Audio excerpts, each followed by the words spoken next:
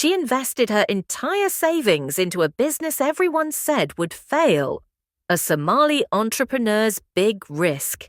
Hodan sat in her small apartment in Minneapolis. Outside, snow was falling. She looked at her notebook. Inside were numbers, plans, and dreams. For 3 years, she saved money from her job at the hospital. Every dollar was important. Now she had $15,000 in her bank account. "I want to open a bakery," she told her friend Amina. Amina looked worried. "A bakery? Here." "Hodan, there are already so many bakeries in Minneapolis." "But not like mine," Hodan said with a smile. "I want to make traditional Somali sweets. Halal cakes, things that remind people of home." Amina shook her head. "The market is too small. Who will buy these sweets?"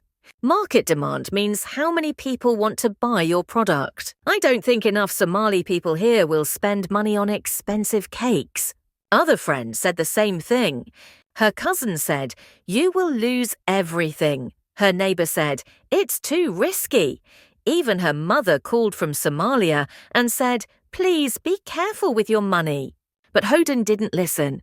She had a dream, and she believed in it. She started looking for a shop. Most places were too expensive. She walked through different neighborhoods every day after work.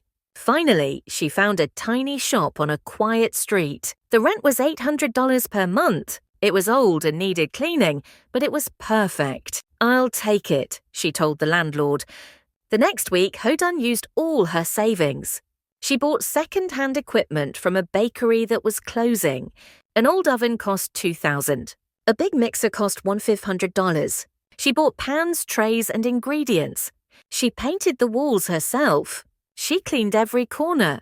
This $15,000 was her initial investment, the first money she put into the business. Her hand shook when she signed the papers.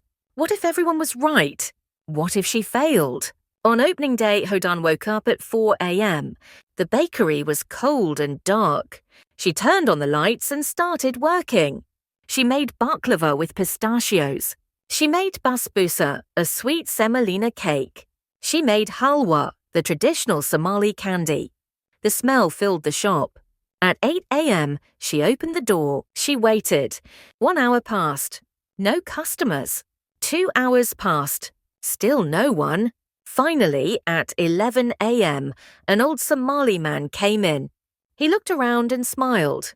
"This smells like Mogadishu," he said. He bought one piece of halwa, just one small piece. Hodan felt happy and sad at the same time. One customer. One piece. Was this enough? The first week was very slow. She sold only a few items each day. The second week was the same. She started to worry. She couldn't pay the rent if this continued. Each cake cost her $3 to make. She sold it for $8. The difference, $5, was her profit margin, the money left after paying costs.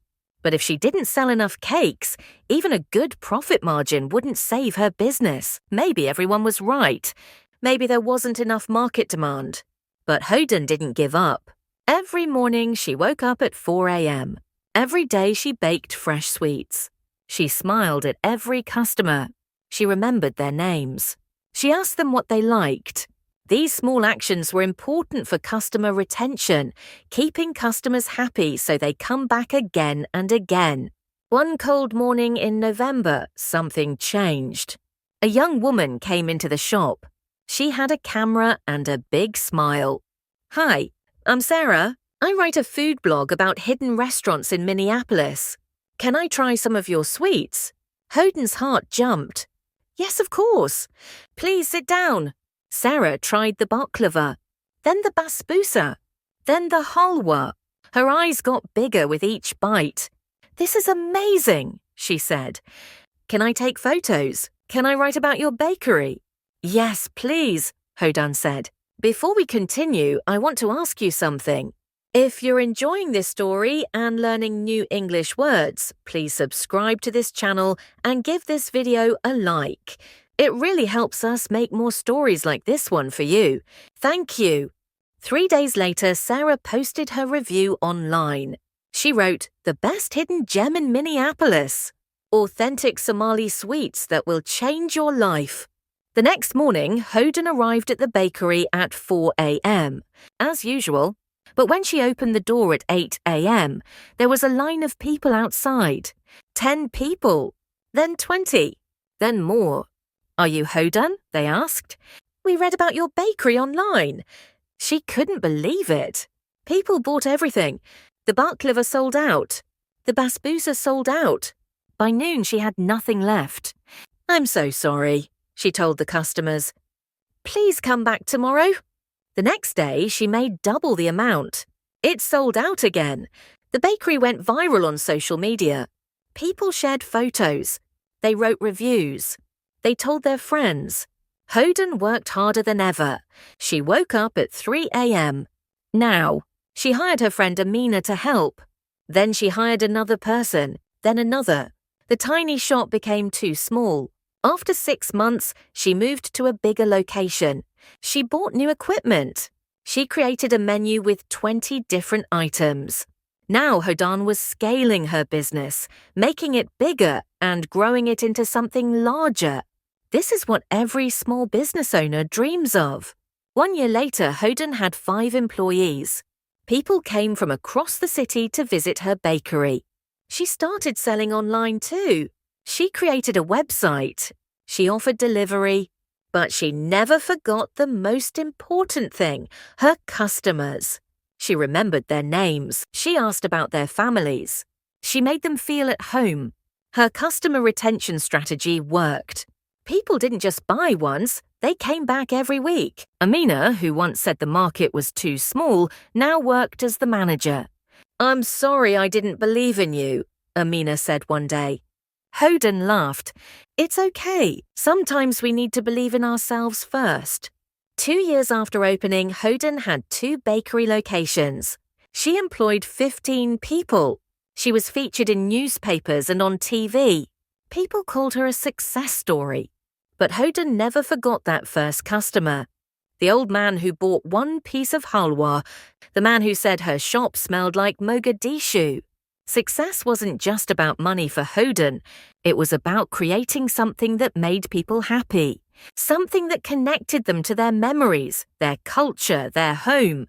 English lesson, business vocabulary review. Let's review the important business English terms from Hodan's story. 1. Initial investment, the first money you put into a business. In the story, Hodan's initial investment was $15,000 of her savings. 2. Market demand. How many people want to buy your product or service? In the story, friends told Hodan the market demand was too small. 3. Profit margin. The difference between what you spend and what you earn. In the story, each cake cost 3 to make and sold for 8, giving a $5 profit margin. 4. Scaling a business, making your business bigger and growing it. In the story, Hodan scaled her business from 1 tiny shop to 2 large locations. 5. Customer retention, keeping your customers happy so they come back again. In the story, Hodan's customer retention was excellent because she remembered people's names. Vocabulary challenge. Now it's your turn. Choose one of these business terms. Initial investment, market demand, profit margin, scaling a business, customer retention. Can you define it in your own words?